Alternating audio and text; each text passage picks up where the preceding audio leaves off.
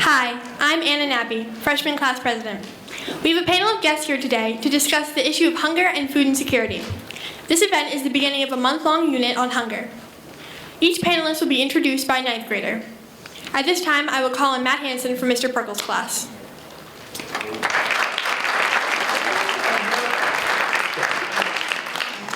Hello, my name is Matt Hansen.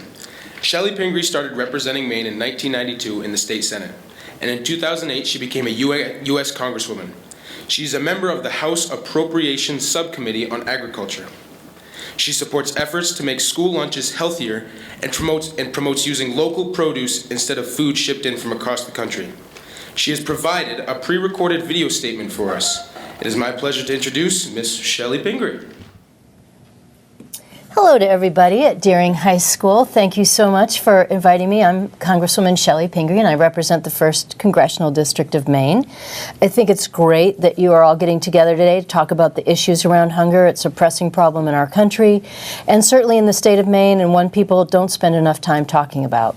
I'm really lucky today. I've asked one of my colleagues from Congress, Congressman Jim McGovern. He's from Massachusetts, Worcester, Massachusetts, and he is one of the chairs of the Hunger Caucus. So this is an issue he's been working on for a long time, and I thought since you were digging in a little bit about the topic, it would be good to have him to come in and talk about some of the things that have been going on at a congressional level, and you can think about how to apply them to Maine. So thank you very much, Jim, for being here today. Happy to be here, and hi, Deering High School. Yeah, they're glad to have you. I hear, actually, Worcester has more snow than Portland, Maine, so you know how much snow we have in Portland, Maine, so try to imagine that. But we're used to it in Maine, you know, another snow day today.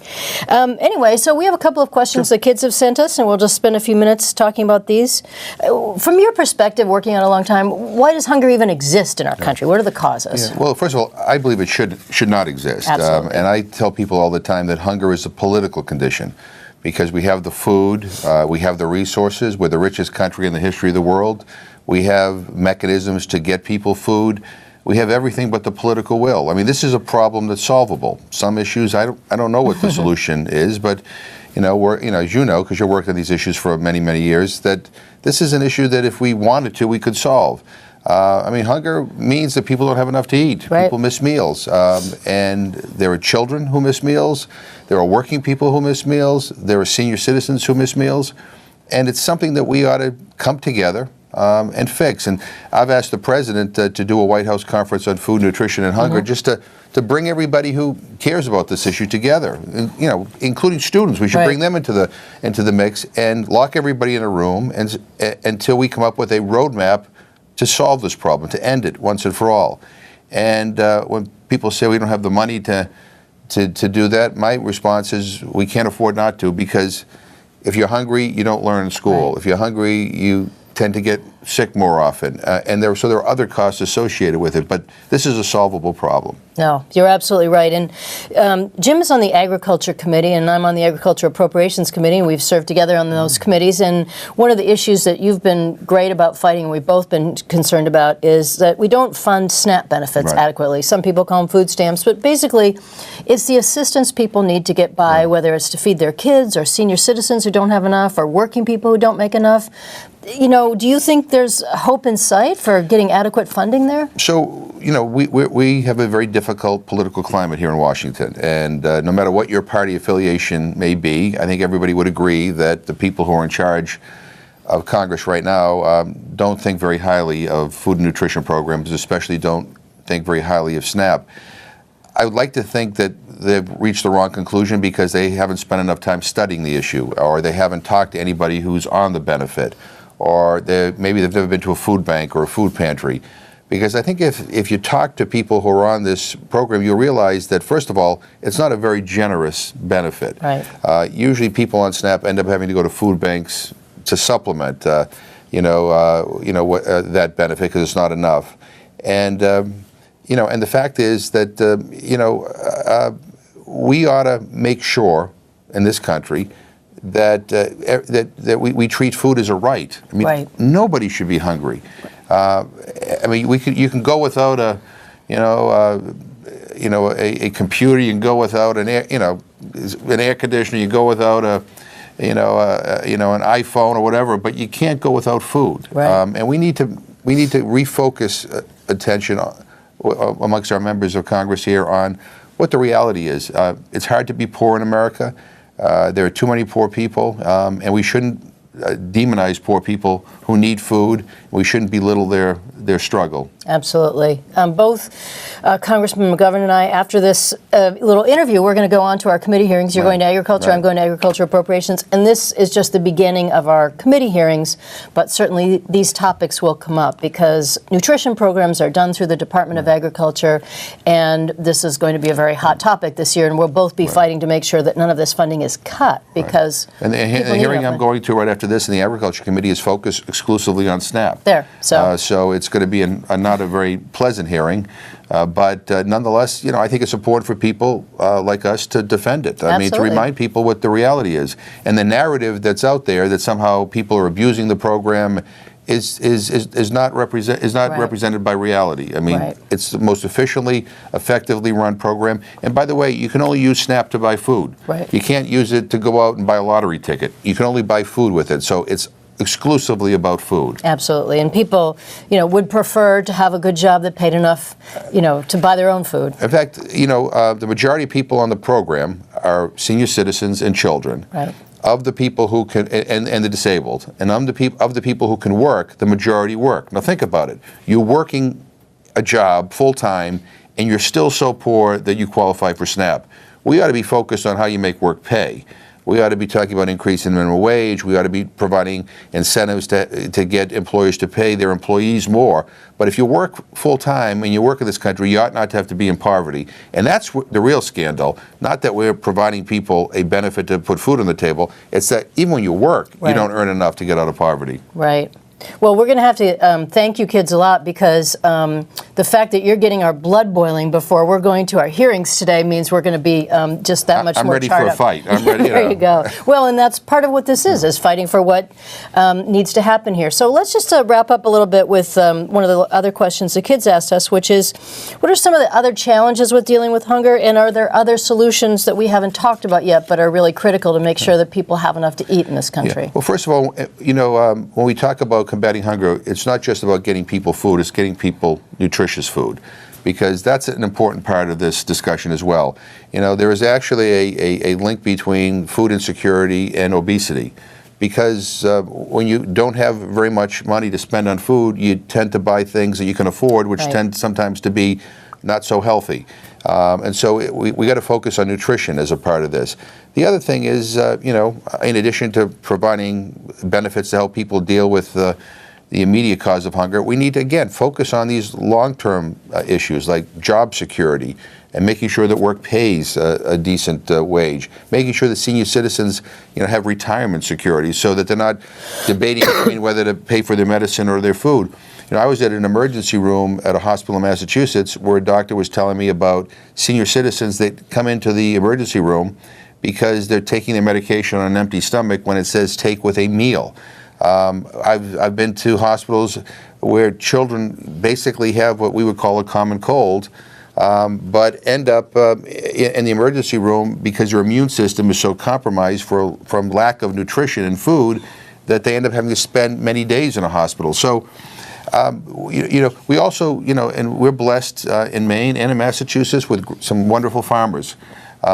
We need to find ways to help our farmers, produce the best possible food, and we need to support them to make sure that good food is available at affordable prices for all of our people. And I know we're both committed to that, but this is solvable. And I appreciate the students at Deering High School for taking a lead on this.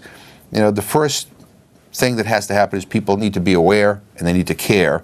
And then they need to start lobbying their elected officials to actually do something smart, like ending this problem once and for all. Absolutely. And you've heard us talk about a few of the solutions today, and I know as you spend more time talking about it, you'll think up many more, but it is true. We need to make sure that the benefit programs that are out there are adequately funded. Both Congressman McGovern and I work a lot on the issues of local farming. Maine has a lot more farmers who are interested in providing healthy local food, and the Portland School Department does a great job of trying to get more local local food and nutritious food. We've helped support some school gardens in Maine so kids can see how the food is grown, also understanding more about the food process. And both of us have worked really hard on changing the agriculture policies in this country. You know, a lot of money goes to subsidize, you know, corn that goes to ethanol and crops that don't need to be subsidized. So one of the things we've worked hard on is to bring some of that money back to our states, whether it's creating healthier nutrition program. The last Farm Bill had the double bucks program. So if you take your SNAP benefits to a farmer's market, you get double the amount because you're going to get fresh, healthy food. We have a senior share program in Maine, so seniors get $50 worth of food at a farmer's market. Doesn't sound like a lot, but spread out over the season, that's every bit helps. That helps, and a lot of seniors are in the position that they'll take it home and cook it, and that's another thing. Getting families to cook more and understand more about cooking nutritious food can help a lot. And I just say to the students that we're also having another fight in Washington where we have some people who want to lower the nutritional standards of school breakfasts and lunch programs. That's a stupid idea. I mean, it really is. And I think it's important for students to make it clear to their elected officials that, look, you want to make sure you can get healthy food in school. You don't have to eat healthy food 24 hours a day, 7 days a week, but it's okay to have something unhealthy every once in a while. But in school, you ought to be able to have access to nutritious food, and lowering those standards to basically give students more junk rather than more nutritious food is a really bad idea. So we need to be aware of that as well. Absolutely. Well, thanks for taking on this issue in your school, in our community. Thanks to Representative McGovern for spending some time with us here today. And feel free. I have an office in Portland. You can contact me via the internet. You can come to our office. If you have friends in Massachusetts, they can contact Representative McGovern. We're both very interested in all the ideas. If you're in D.C., stop by. Absolutely. Come down on your next family trip to D.C. or your school feed trip and come and visit both of our offices. We're really proud of you for taking on this issue. Absolutely. Thank you very much, and thank you for being here with us today. And now we'll hear from Julia Lancia from Mr. Myatt's class.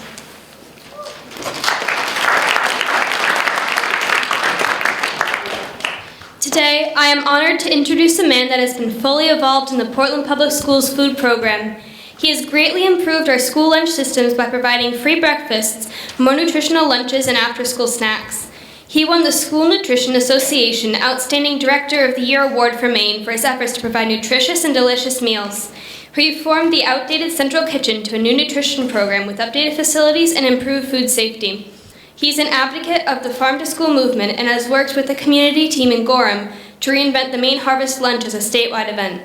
He began working in child nutrition in 1993 and has held the position of food service director here in Portland for 6 years. He now oversees 16 kitchens that serve 5,500 meals daily. It is my honor to present to you Portland Public Schools Nutrition Director, Mr. Ron Adams.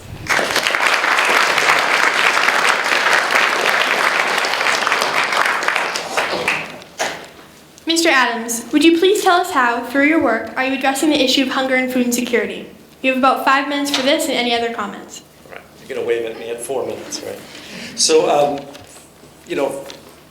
hunger in the schools across the state really takes one picture. If you look to the person to the right of you or to the left of you, that's a plausible statistic. So in Portland schools, 1 out of every 2 students is at risk for hunger at any given day. And child nutrition programs across the whole nation are, the #2 way that we combat hunger. And whether that's during the school year, whether it's during the summertime, or even the after-school programs. So we really been driving down to really provide as many different opportunities for students to have access to food as we can. That was one of the big parts about doing universal breakfast. How many came out of Lincoln Middle School? Right, there are a few out there, more middle school. You're talking about universal breakfast in the classroom. So those are places where we're trying to take the stigma away. So anybody who wants to have breakfast, I didn't get up early enough, I didn't want to eat when I left the house. That's a way that, I can serve you, you're ready to go for the day. Is it grand gourmet fare? No, it's never going to be grand gourmet fare. I get $1 to serve breakfast. So, we have a lot of limitations. You heard about regulations in the last spec. So it's all a very large balancing act. The other piece is overall in the state of Maine, we're talking about 1 in every 4 students or children in the state of Maine is at risk for hunger at any given day. So those are just really the tip of what you're starting to look at. And as you develop solutions in your realm, Some of my realm is going to be, how else can we serve you? You know, is the chicken never right in the cafeteria? Those are things my staff need to know about. I'm not in here every day. I think this is probably the 4th time this year I've been in Deering High. And I didn't even make the caf today. So think about working with the ladies in your cafeteria. What is it that's going wrong? What's going right? Don't forget to mention that to them once in a while, if you could.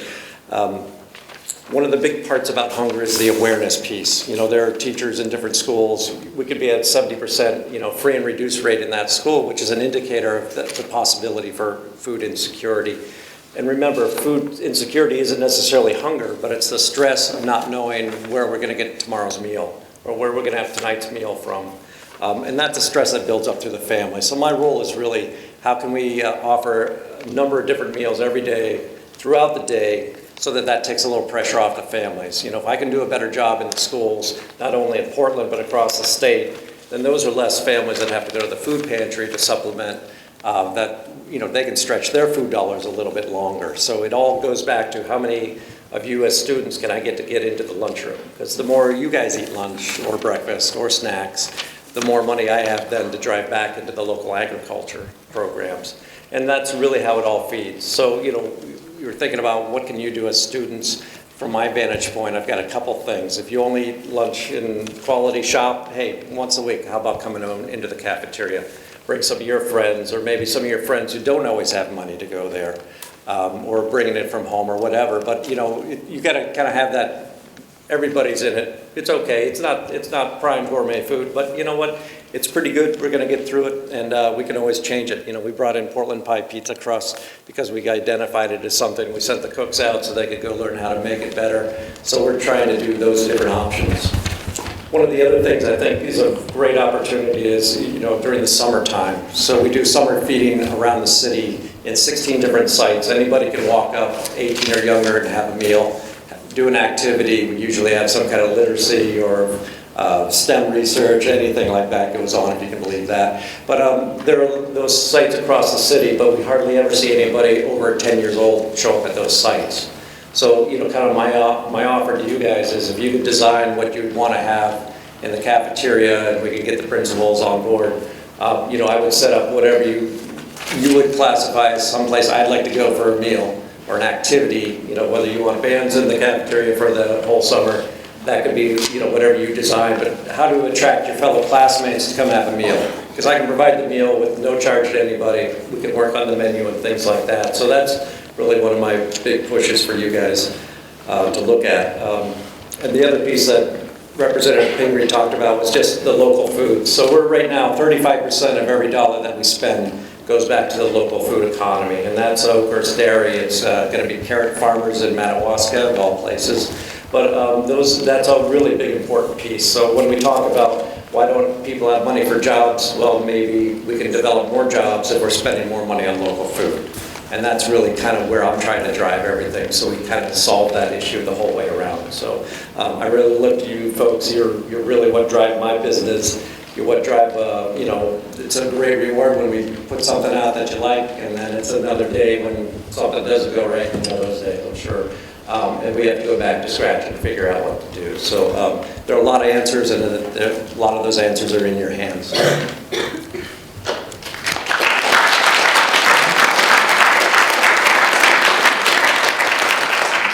Thank you, Mr. Adams. And now let me introduce Aries Terlage from Mr. Legage's class. Hello, I'm Aries Terlage. Following this year's theme of poverty and hunger, we have a number of guests that have a great knowledge about this topic. The guest I'm about to introduce has roots from Maine, attended Tulane University, and earned a degree in business administration. He has served 4 years as Maine State Director and is an active member of a number of civic and political and organizations. And in November 2012, he was elected for his 3rd term as Maine State Senator. And on December 5th, 2012, he was elected the 115th President of Maine State Senate. Ladies and gentlemen, Justin Alfond.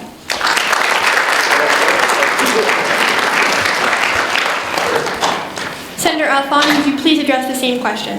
How, through your work, are you dealing with the issue of hunger and food insecurity? Again, you have about 5 minutes for this and any other comments. Well, thanks for the question, but first I want to do an exercise. So can everyone in the audience please get up?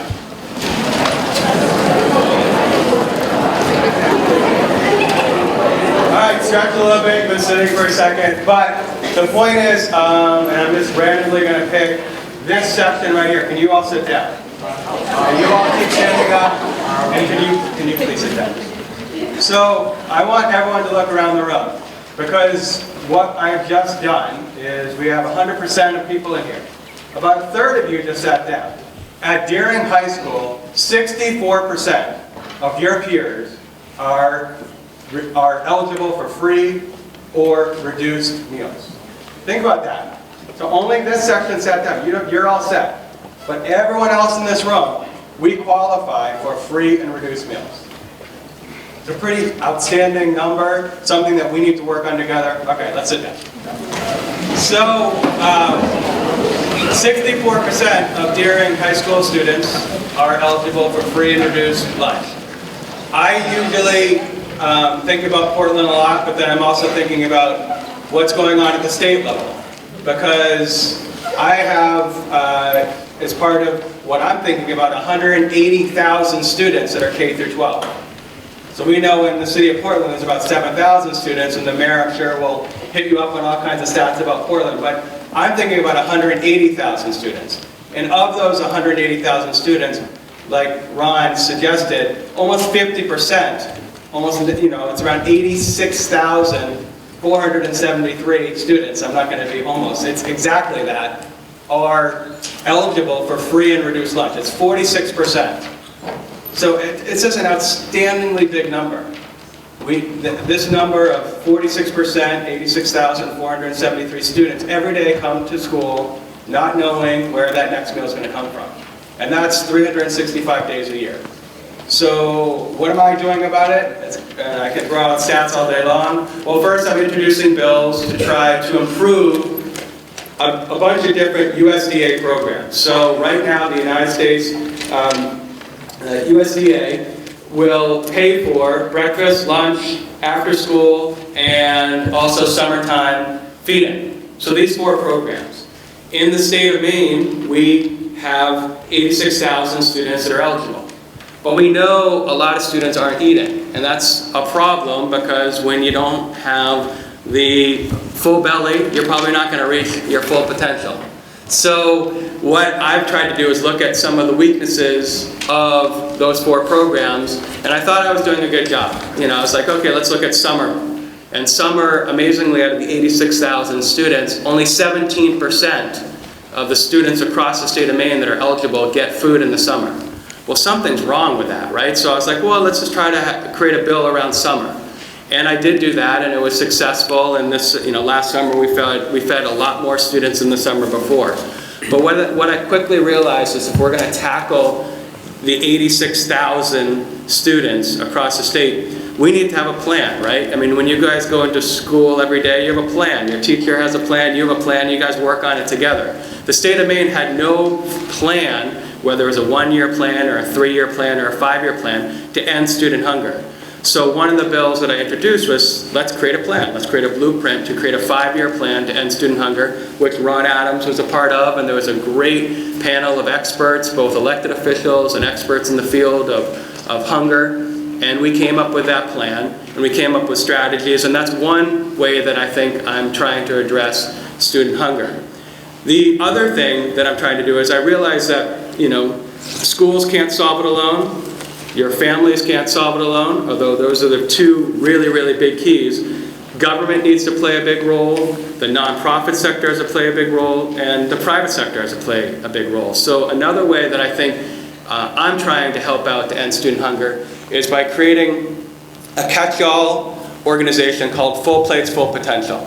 And Full Plates, Full Potential, the idea is that all these groups, you at Deering High School, there's nonprofits, there's the private sector, there's all these folks that want to end student hunger, but no one's communicating, no one's talking to each other, no one's figuring out what best practices that are working in York County, how they might be able to work up in Hancock County.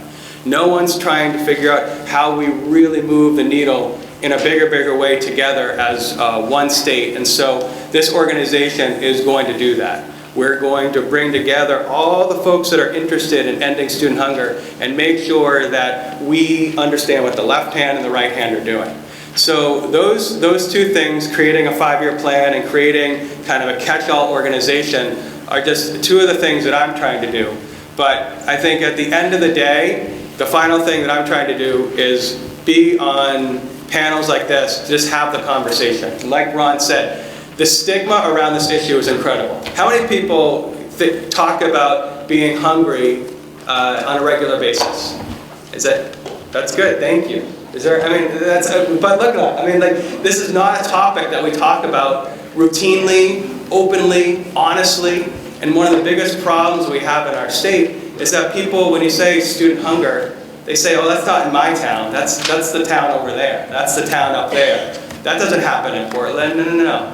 But it does. It happens all over our state. And so one of the final things I'm trying to do is have open, honest dialogue with as many students, community partners, elected leaders to have this issue be talked about. Because until we actually talk about it and realize that it is pervasive, it's all over the state from east to west, north to south, we're not going to be able to truly end it. So I look forward to further questions and thank you for having me.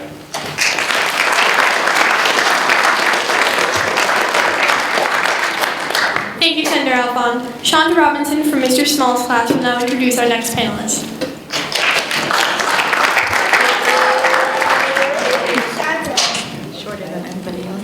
Hi, I'm Shanta Robinson. Please welcome Michael Brenner, our mayor of the city of Portland. Mr. Brenner is the most popularly elected president in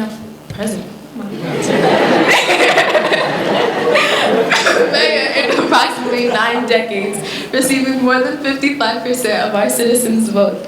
He attended graduate school at the University of Southern Maine. He lives in Portland with his wife, and both of his 2 sons are Deering graduates. Mr. Brenner has been a state senator and served in the House of Representatives. During his time in Augustus, he helped the program that provided technology for every student in Maine. Mayor Brennan worked previously with several organizations which support many individuals with financial and food insecurity issues. He recently supported the United Way in generating almost 3 tons of food. Mr. Brennan, thank you for being here today. We appreciate it.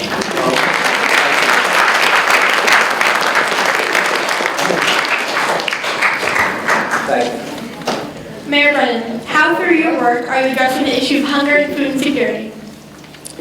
Well, thank you very much for having me. This is a really nice event. I don't know if you know this, but we are tremendously blessed in the city of Portland to have Ron Adams as the director of food services. He is a rock star, not only in the city of Portland, but across the state and across the country. So, Ron, it's just terrific to have somebody here. And Senator Alphon has been a long-time advocate on the Education Committee, addressing educational issues, but also, he didn't mention this, you probably remember this, but a number of years ago, we actually drafted a bill, worked on a bill together to deal with the summer feeding program in the city of Portland as well as the state. And Shelley Pingree, who I served in the state legislature with, she has been a long-time advocate of food issues and has addressed hunger issues and things like that. So it's great to have all these people here. And as you heard, I have 2 sons that graduated from Deering High School, and one of them, my oldest son, lives right in Portland. And he's married to a woman that also went to Deering High School. And while they were at Deering High School, they never talked to each other because they didn't like each other. And then after they both went on to graduate school, law school, and everything else, they met each other again, and they got married.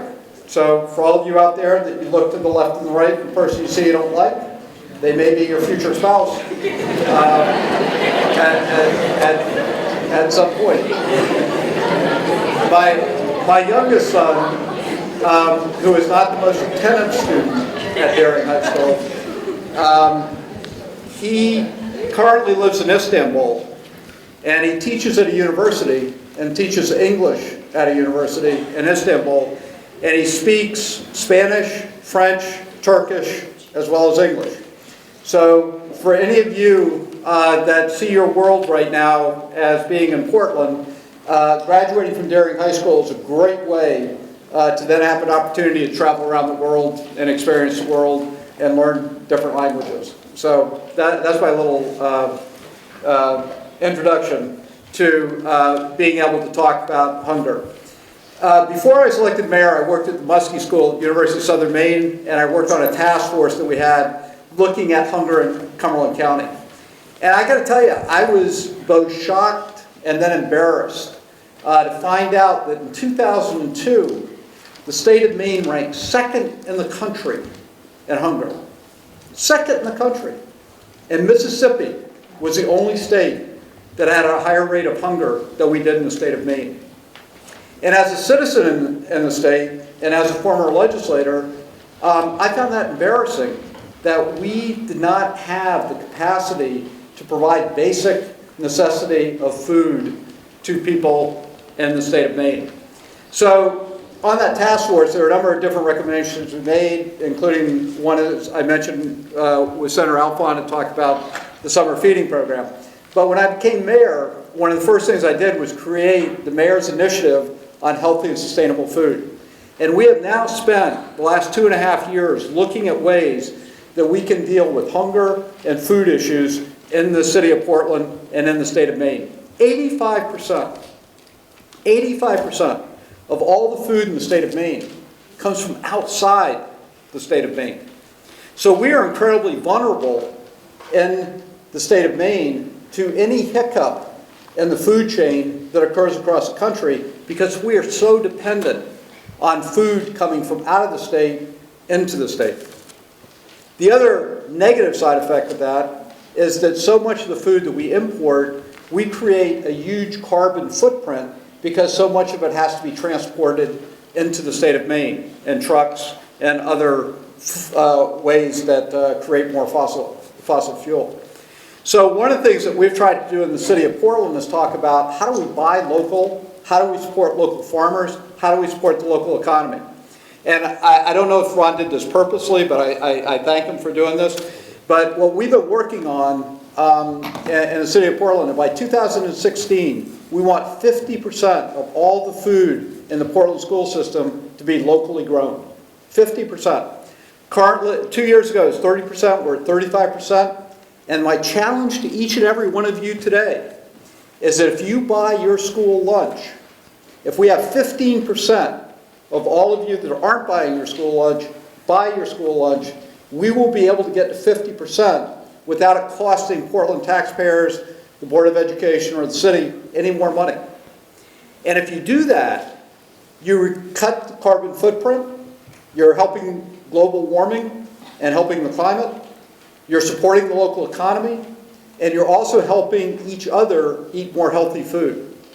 So that's one initiative we've been very excited about, and I hope to come talk to you more about the importance of buying your lunch and supporting the school lunch program. I just went out to Lysa School to talk to the students there about this, and I had lunch with the students there, and I got 2 t-shirts. So I'm willing to come to eat lunch with you if you give me a t-shirt. It says daring or eat locally here. The second initiative that we've had in the city is the summer feeding program. We just got a $50,000 grant from the National League of Cities to expand, and Senator Alfond talked about this, the summer feeding program within the city of Portland. And in January, I announced in my State of the City address that we are now going to have, I don't take this the wrong way, but we're going to have year-round school in Portland. And through the summer feeding program... No? Okay, sorry. How many of you can vote? But we're going to take the summer feeding program, which we have 16 sites in the city of Portland, and we're going to build in a whole bunch of fun, experiential, educational programs with those sites. And each and every one of you are going to be eligible and able to come in the summer and to have a good, solid meal in the middle of the day and also participate in educational programs at the same time. So we're very excited about that opportunity. The other way that we've tried to deal with hunger and food issues in the city, we just got a $15,000 grant from Harvard Pilgrim Insurance Company And we just created up on the East End another community garden to allow people to have access to a plot to grow their own food. We have over 100 people on a waiting list in the city of Portland that want to have a plot, that want to be able to grow their own food, and this is going to allow us to address that waiting list and to expand that. The other issue we're looking at this a little bit further down the road, and I don't, we're, like I say, we're still kind of planning, but we're looking at having an urban farm in the city of Portland. Burlington has an urban farm of about 350 acres, and they actually grow food in the farm. They have live animals, and they are able to, in some way, feed the local citizens of Burlington through what they do with that urban farm. And some of you may have seen last summer, we just had a conversation, we're hoping to do it this summer, is possibly bringing a sheep herd or a goat herd to the city of Portland that will allow us to mow the Eastern Prom and Daring Oaks without using lawnmowers. And again, to cut down on the on carbon monoxide within the city of Portland. Two other things just very quickly. We're also looking at ways that we can get more fish to you. And Ron told me he just bought 400 pounds of fish at the fish exchange, but we're working with local ground fish people to get more local fish into the Portland school system, into USM, UNE, Maine Medical Center. And lastly, we also have been involved politically, which I encourage all of you to get involved politically, working with Senator Alfon, because there are efforts at the state level to reduce the number of food stamps that are available to people and to reduce general assistance for people. And we've had almost a doubling of our budget of general assistance because of the demand that people have and need for food. So there are a number of things that we're doing in the city, but one of the things that all of you could be involved in immediately is buying your school lunch and supporting that buy local effort. Thank you.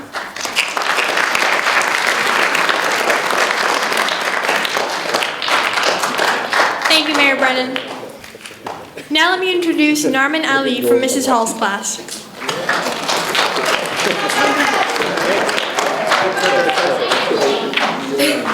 I am honored to welcome our next guest. She is a junior at Deering High School. She's a leader for Content Community, where she has been working since she was a freshman. She also helps volunteer for programs like Lead Growers and Outdoor Share. She gave to community service and ending hunger in Poland. It is my pleasure to present to you Deering Own Food, where Mariam Azik.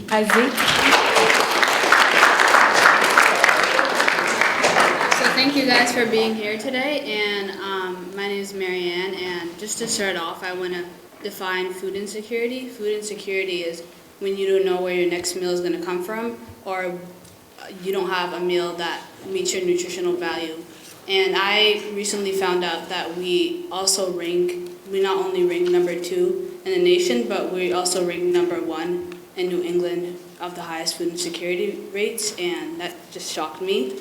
And there's 50 million people who are suffering from food insecurity in America, and about 271 million worldwide, 271 million and growing worldwide. And so it was just shocking to me. And so as a Cultivating Community intern, I have started the program as a freshman. And as a freshman, I did a program called Youth Growers.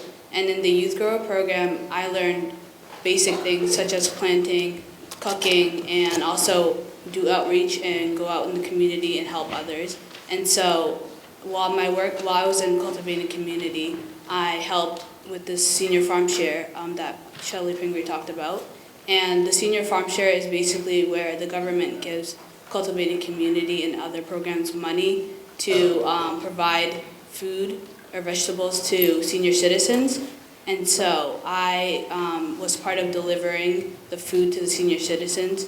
So on Wednesday mornings, I would harvest and package and take a group with me and go to Franklin Towers, which is a residence where seniors who are in low income areas live. So we would go deliver the food to them because elderly are the ones who are most affected by food insecurity and disabilities that they have. So after I'd done Youth Growers, I really enjoyed the program, and I also wanted to do another program and continue doing what I do because it empowered me, and I learned leadership skills and just to be more aware about hunger. I did this program called Youth Leadership Intensive, which was a 4-month rigorous program where you learn in-depthly about food insecurity at the local base and worldwide. And so I was part of that program, and what we did was we had discussions, we watched films, and we basically came up with issues of food insecurity and why it exists. And then we had another group in Lewiston called Lost to Garden where we work with, and they are similar to us. They work around agricultural-based things, and we came up with solutions upon why food insecurity exists, or what are barriers to food security, which is what we kind of want to happen in the world and locally. And I had opportunities such as visiting the Boston Museum with my group and seeing the food exhibit area that they have, and just being more aware about hunger. And so this summer, what I did was I was a food intern. So after 2 years of working at Cultivating Community, I took my leadership role just a little bit higher to challenge myself. And as a food intern at Cultivating Community, I led workshops to youth myself, at my age and younger, and I led workshops upon industrial food system, local food systems, and I talked about that with the youth. I talked about economic status and how that affects food insecurity and food security. And I had the opportunity to teach people of my own age and even younger to be more aware of food, because as many of you said, awareness is the key to change, and that's what we need to happen. And so I enjoyed working with this Cultivating Community. Recently in October, I had the chance to go to New York City for this Rooted in Community conference, which is, it was a regional conference, and Rooted in Community is with students from all around the country who want to advocate for food, that food is a human right and that everyone should have food, because it's not the fact that America is the richest country, and we actually have enough food to distribute around the world more than once. So it's a distribution problem and economic problem, and the list goes on. And solving hunger isn't like a math equation, so it takes a lot of work, and we have to have everyone participate in this and all be empowered by it, because hunger is in your community. It might be next to you right now. You might have someone living next to you who suffers from food insecurity. So just the mere fact of being aware change can happen from being aware and being more involved in your community. What I did was, in my program, I also went to Preble Street, and you can get volunteer hours from there and help serve the people who are suffering from food insecurity. And food insecurity goes from infants to elderly, and everyone is affected by it. So just being aware and trying to find solutions of how to locally and worldwide try to solve food insecurity is a key. So yeah, thank you for having me here as well.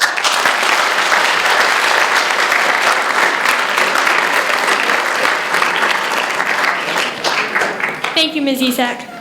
Unfortunately, our final panelist could not be here today. Malki Haji will read a brief introduction from Mr. Martin and his prepared statement.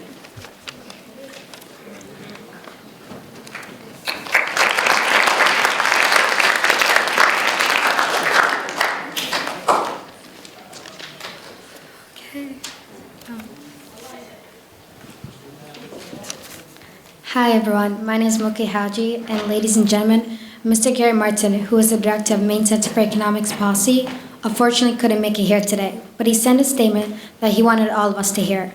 Here's an introduction that I would like to read about him to all of you, and I hope I read it good to you guys too. Mr. Martin has been the Maine Center for Economics since 2009. Before he worked for the center, he worked for the Pine Tree Legal Assistant to represent low-income groups. He has extensive experience in community economic development, including work in Mississippi Delta, India, and Ecuador. I know that Mr. Martin is committed to helping increase prosperity for all people in Maine. The Maine Center for Economics Policy is determined to find unique ideas to put an end to hunger. Not just to end hunger, but to metaphorically awaken people to acknowledge this problem too. Mr. Martin is that person to help us know that.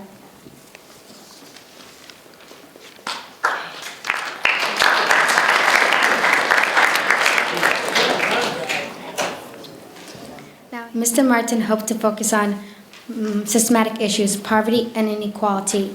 He sent the following: it's great to give people fish, potentially better still to teach them to fish. But if they don't have the resources to secure the tools to fish or access to body of waters that actually have fish in them, let alone the good fishing spots, then the problem of hunger will persist. Clearly, we have to meet people where they are, but the reality is there are a host of policy and systematic issues that improve or undermine people's resources and access to food. Talking about poverty is one way to get at these. The fact that someone can work in a year-round full-time job and still not have enough money to provide his or her family is a real concern. There are ways through public policy to address some of these issues, but they still may not get some of the historic and systematic issues that make it more difficult to people's to connect to the grid of opportunities and chart the path to prosperity. While people like my father managed to escape poverty and achieve financial security for himself and his family, he was an exception. The experience in my relationship to my dad's extended family reinforced that there are many challenges and many diminutions to be poor. And economists wending inequality and the failure of wage growth to keep pace with productivity gained since the late 1970s to reinforce support that there are much bigger systematic issues at play that need to be taken into account. I encourage students to consider the policy levers at play that impacts a person's ability to earn enough to secure the food they need and to achieve greater financial ability.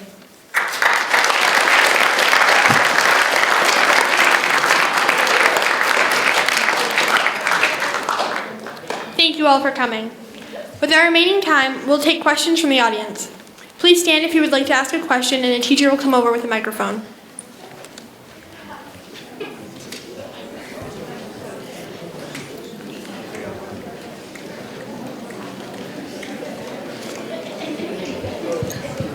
Good afternoon. Good afternoon, everybody. 1, 2, 2, test. I know that there are probably many of you that have excellent questions. We only have a little bit of time. Is there anybody that has a question for any of our panelists?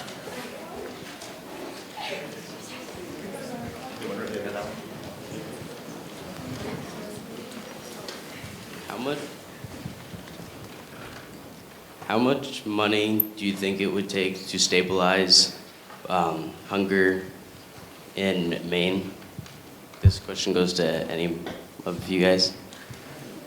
So, thank you for the question. One of the things that the task force to end student hunger just did was look at the 86,000 students that are eligible for free and reduced lunch. How many students are actually participating, which is around 63,000, and what is that gap? And then what is that foregone dollars that are not coming into our state from Washington, D.C.? And a very conservative estimate, just on the USDA programs, these 4 programs, is $48 million that we're not bringing in from the federal government, our tax dollars that we're already sending down to D.C. that aren't coming back into Maine to help solve student hunger.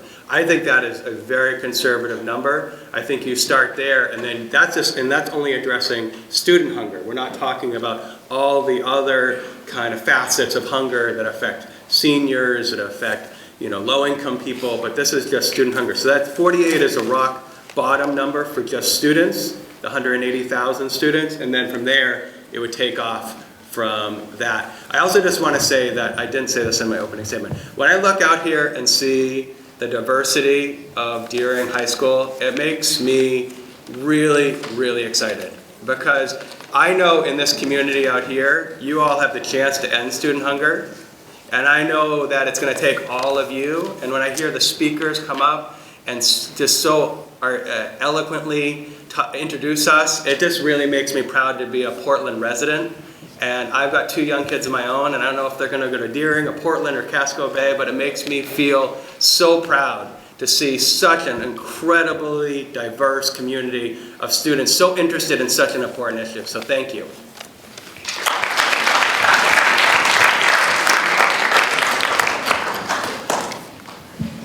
I have a question. After all you guys have been hearing about our concern, what do you guys plan on doing better? Well, I think the one thing I have always offered out is, when you have concerns about what's going on in the cafeteria, no matter what meal it is, you make sure to speak up. I mean, I don't think they'll take your heads off. They do have knives. Be careful. But that's the one thing. You are empowered. You are my customer. You need to let them know when it's good. You need to let them know when it's bad. And you got to help us figure that out. Whether it's bringing your best recipe from home, whatever you're doing for fufu or any of those other things that you want to bring in, we'll give it a try. Those are things that we got to try.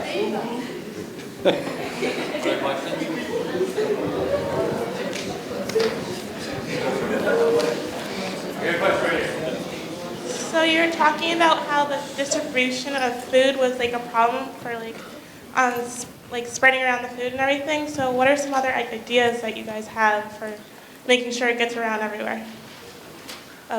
Food, of distribution. Maybe you can repeat it. What are some of the ideas that would help the distribution problem of food that some of you had mentioned?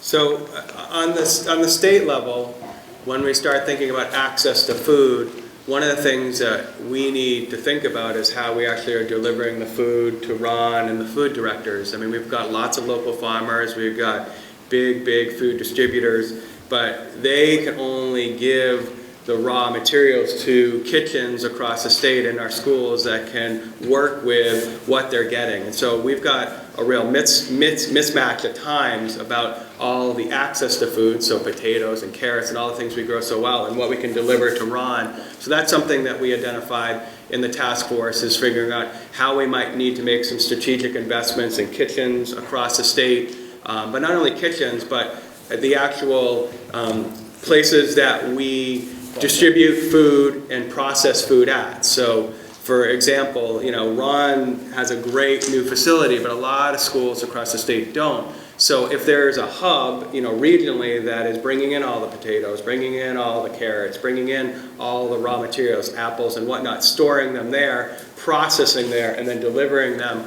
to our kitchens, I think that access problem could be eliminated. And then I think, the final thing around distribution is that not all of this can be solved in Maine. And I know the mayor's right, 85% of all the food comes in from out of state, but no matter how hard we try, it's been pretty cold, right? And so we have to think about how we access the food smartly and efficiently and use those dollars wisely so that we can feed as many students as possible.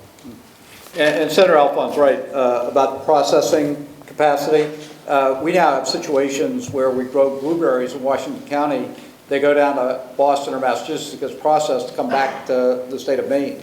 And that happens with fish and other products. And we should be able to process that food right within the state and make it available to people directly. One of the things, at least in Portland, that we're fairly fortunate about, we don't have what's called food deserts. And in other parts of the country, in urban areas, there aren't Hannaford Brothers, there aren't Shaw's. They have what's called food deserts, where they actually don't have access to food. So we're fortunate in the sense that we don't have, quote, in Portland, any food deserts. But at the same time, there is an issue about cost, affordability, and people being able to access food simply because they don't have the financial resources to do that. So I'm excited by our ability to create more processing capacity, and at the same time, as Senator Alphonse said, really focus on how we can work with local farmers to get more local product available to households in Portland. Now, obviously, one of the calling cards of Portland is our restaurants. And we have a huge restaurant industry. In fact, per capita, we have more restaurants in Portland than any other city in the United States. And those restaurants, many of them are attractive and appealing because they've kind of solved this farm-to-table pipeline. And they work very closely with local farmers to make sure that they have products from the state of Maine that get right to the table on a daily basis.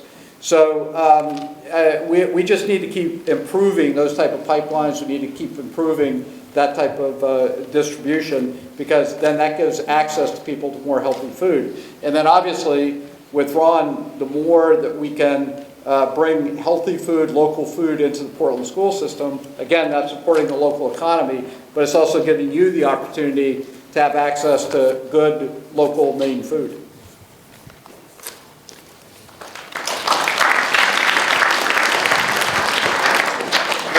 It's rare that I go anywhere and I say things and people clap. So thank you for being so polite.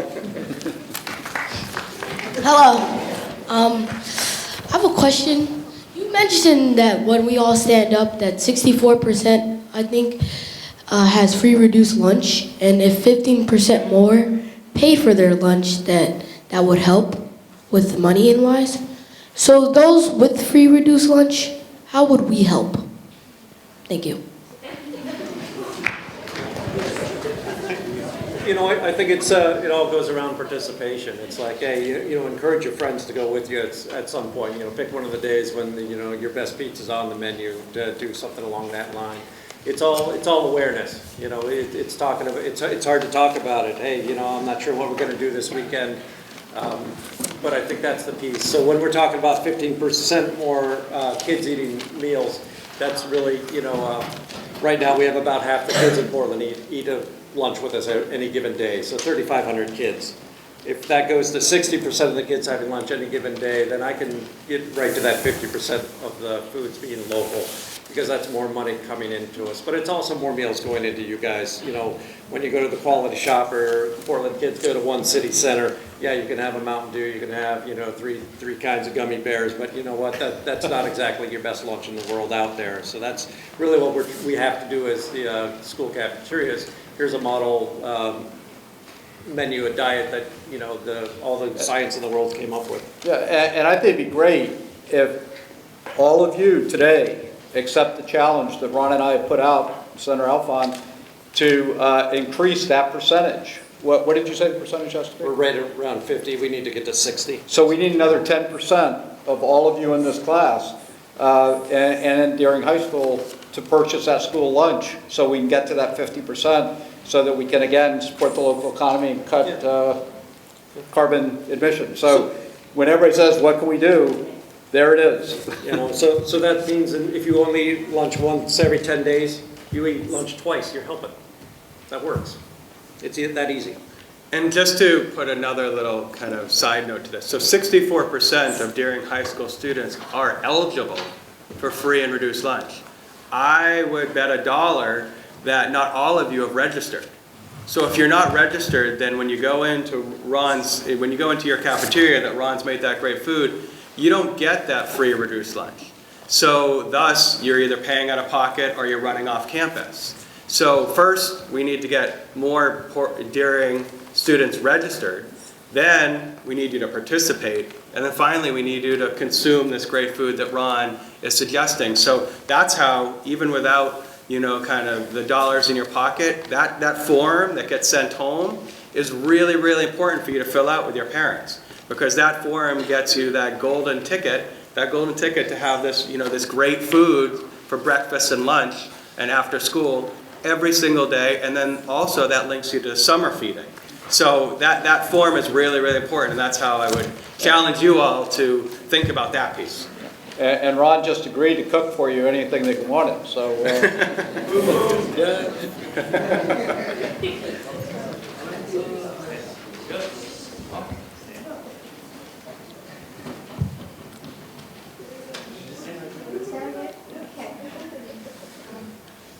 I'm going to ask a question, and I hope any of you guys can answer it to your best ability and try to fathom it too. Okay, this planet that we all call Earth is based on many things and has big problems that sometimes words can't even comprehend as to what a big issue this is. But why do you think people neglect to avoid something as hunger?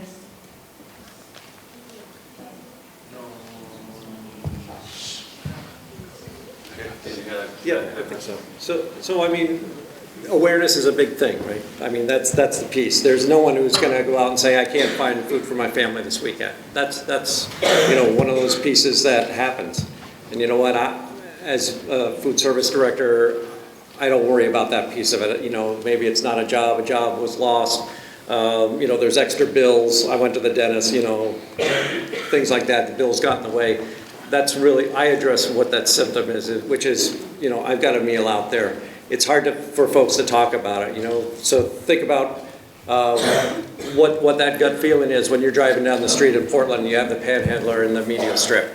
Think how hard it is for that person to stand out there and say, hey, I just need, the buck or whatever. Think about your parents or yourself saying, hey, can I have half your sandwich? Because I don't have anything. That's very tough. That's gritty stuff. And it's like, how do you feel independent? Everybody wants to get more and more independent as you get older. My kids are off in college now. They don't, I get a text once a week maybe. So they want to have that independence. So it's just a sign of I need help. And it's really tough for people to ask sometimes. I hope I got the right question. And we do have enough food, enough programs in the city of Portland. If anybody needs food, it is available. It really is a question of asking and finding the right access points.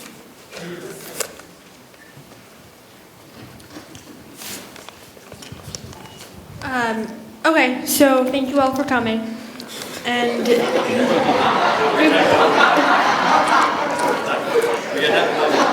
one more.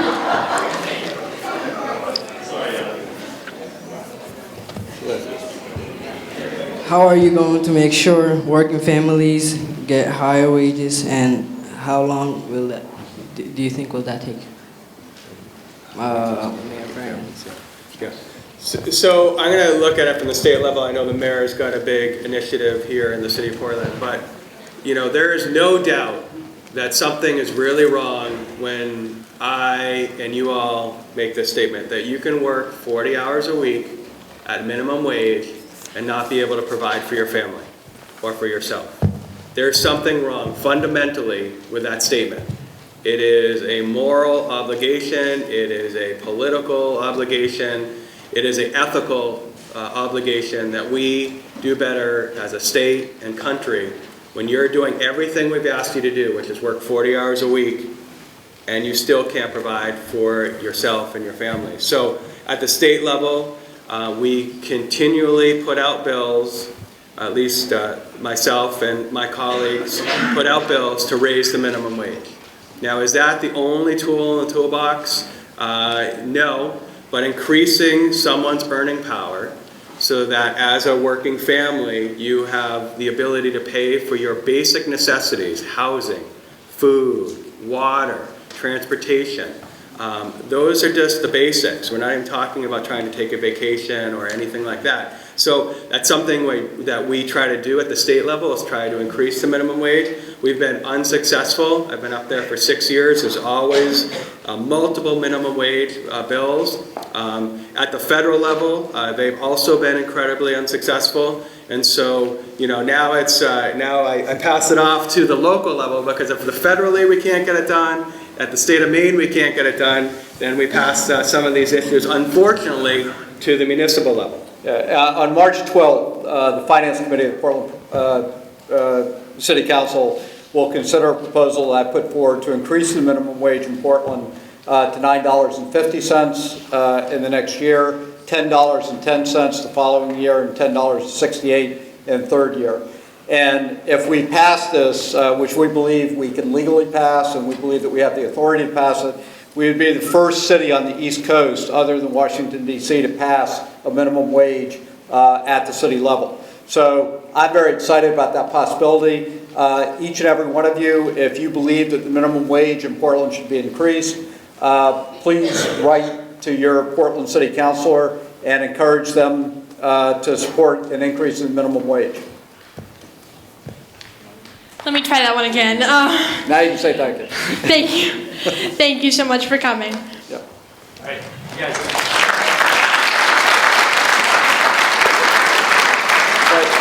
If I can for a second do what Senator Alfon did, I want to thank all of you.